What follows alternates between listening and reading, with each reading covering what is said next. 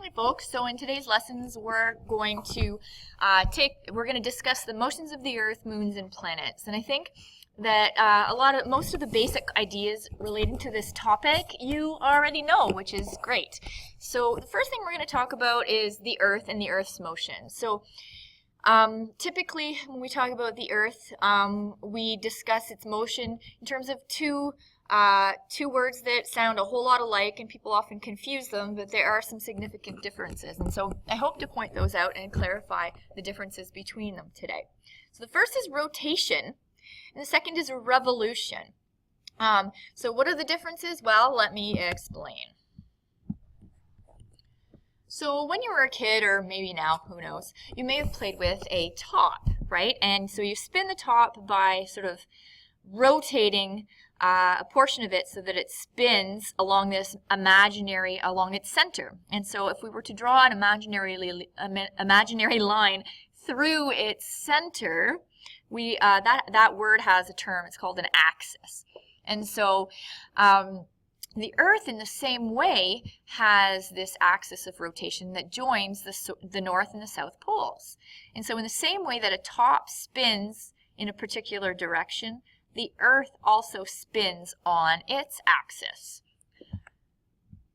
In fact, one complete rotation of the Earth takes 24 hours, and so that value should be fairly familiar to you because we experience the effects of that 24-hour period and the Earth's rotation every single day. So rotation refers to the Earth spinning on its own axis. And so this is the reason why we, the stars, the sun, and the moon appear to rise in the east and set in the west. So, when we are looking at the sun, it's almost as though we're standing still and the sun is moving, right? So if we were to change the frame of reference so that the sun is staying still and we're the ones rotating, which we are, then you can imagine that, it's basically this portion of the Earth that's turning around, right? So to us, though, on Earth, it appears that the sun is coming up at the east and going down in the west. So during the daytime, what we experience as daytime is the point in time during that 24-hour period where the Earth is facing the sun. In this diagram, it looks like here's North America, Central America, and then South America. So in this particular diagram, it looks like we're experiencing nighttime because we're facing away from the sun.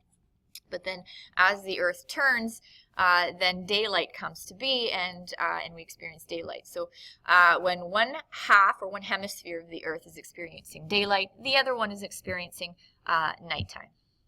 And the cause of that is the Earth's rotation. So the second term, we've talked about rotation. Now let's discuss revolution. So revolution refers to the fact that the Earth revolves around the sun. So, we've got it rotating around its own axis here, but we've got it also revolving around the sun. Okay, just going around and around in what we call an orbit. Now, the orbit is not perfectly circular. It's what we call elliptical. So just imagine that you took a circle, like an elastic band that was in a perfect circular shape, and you sort of stretched that out. And so that would form what we call an ellipse. So notice that this is not a perfect circle. It's sort of like at these two ends as if I stretched the circle out a bit. So another thing to notice is that, the sun is not at the center of this elliptical orbit. It's sort of closer to one side of that orbit. And so that has an effect as well, because there are certain times of the year where the Earth will be closer to the sun, like here, versus over here where it's just slightly further away. So one revolution takes 365.25 days. Right? So that number, 365, should sound fairly familiar. That is equal to 1 year, roughly. Right? Roughly. So some people will say, well, what about this 0.25? What the heck? So we don't measure 0.25 of a day. Well, if you take 0.25, that's like a quarter, and you add it to another quarter of a day, and another quarter of a day, and another quarter of a day, right? Those 4 quarters of a day will make up a whole day, just like 4 quarters make up $1, right? So, well, what happens? So what's the result of that? Well, the result of that is that we experience leap year, right? So leap year is a result of the fact that the Earth is just a little bit longer, or the revolution is just a little bit longer than 365 days. And so those extra 0.25 days have to get kind of accounted for at some point. So we kind of add them all up every 4 years, and that makes a whole extra other day. We have that on February 29th. So here's just a quick video that I think, it's an animation video that will show you some of the difference between rotation and revolution in sort of real time. Earth experiences two different motions. Rotation and revolution. Earth spins on its axis, and it takes 1 day to do so.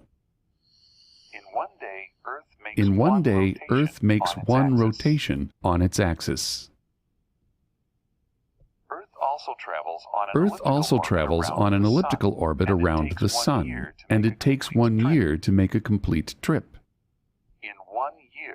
In 1 year, Earth makes one revolution around the Sun.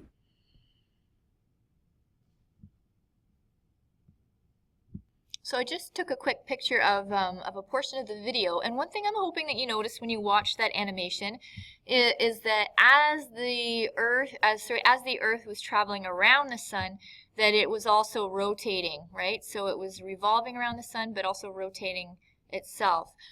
So both of those two motions are happening all the time and at the same time. And so people will often say, well, you know, the reason that we have summer and versus winter at certain times of the year is because, you know, there's a different distance between the Sun and the Earth in that orbit, right? So sometimes it's closer to the Earth is closer to the Sun, sometimes it's not. But that really is not enough of an explanation. There are some more significant explanations that describe why the seasons are the way that they are. And so the primary reason we experience winter and summer based on where we are on the planet Earth, at what latitude and longitude, is based on the Earth's tilt. So the Earth doesn't spin around sort of straight. It's almost like sort of on an angle, as you saw in the previous video. So it's tilted on an axis that is 23.5 degrees from the vertical, right? So 25 degrees this way, the Earth is sort of slanted. Now what I'm going to have you do today is I'm going to set up some instructions for you to complete a gizmo. And so that gizmo is an activity that will allow you to explore, well, why is it that in the summer we experience higher overall temperatures versus the winter? Why do we have snow in winter and not in the summer? And so on and so forth. Now, I'm going to have you do only one of the 3 activities. And if you're interested and curious, then feel free to complete activities B and C. So just as an FYI, I don't know if you've had the opportunity to take a look at the planets animation from yesterday's lesson, where you see the entire solar system. Just take a look at it again, maybe with this more information at hand about just the planets and their motions. So just an FYI, you don't need to know these memorize these values. The Earth's the only one that you really are expected to know. But Mercury doesn't really have much of a tilt at all. 0.1 of a degree is hardly at all. So it's essentially just has an axis that's vertical. Venus is 177 degrees, which means we measure all the way up from up at the top here all the way back around. So it's twisted in the direction that's opposite, bent in the direction or tilted in the direction opposite to that of Earth. Earth is 23 degrees in that direction. Mars a little bit more. Jupiter hardly at all. Saturn, greater tilt. Oh, look at Uranus. Uranus is almost sort of flipped entirely on its side compared to, let's say, Mercury. And then here's Neptune. So again, complete the gizmo following the instructions on Google Classroom to the best of your ability, and we will, when we resume class, we'll sort of patch up some of the pieces and work out some points of clarification.